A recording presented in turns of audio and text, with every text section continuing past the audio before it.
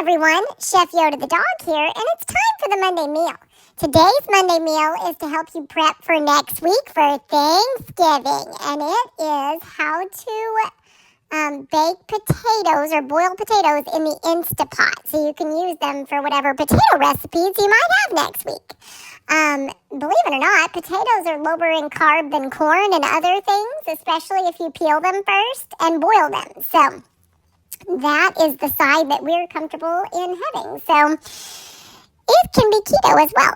Anyway, my mom's putting a link to the original recipe in the description box below. But please watch this video, and if you like it, give us a thumbs up. And if you haven't done so already, please subscribe to our channel. We would really appreciate it. Chef Yoda the dog, out. All right, happy Thanksgiving.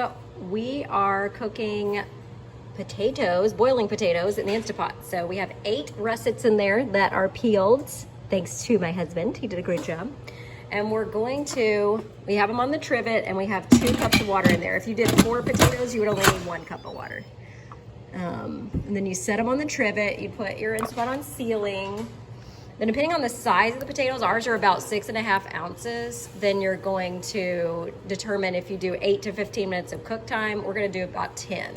You use the steam function, 10 minutes, let it start, and you're gonna natural release for 10. If you're in a hurry after that 10 minutes of natural release, you can quick release the rest. So we're making some gravy to go with the potatoes, and I used some Carnivore Crisp beef and Oregon flour blend, and then 6 tablespoons of butter. I doubled the recipe, but I'll put a link to the original in the description box below. So 6 tablespoons of butter, melt that, then add your flour, then mix it together. That's what that is.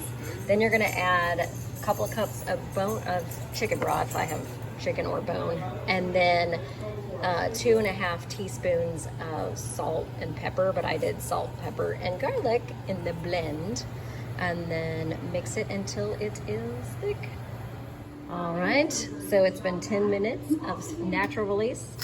Now we're gonna quick release the rest of the pressure, and then I'm just gonna mash them and make them into mashed potatoes. Okay, so I checked it, and they are not cooked all the way through, so I'm adding 5 more minutes, because I could have had bigger potatoes.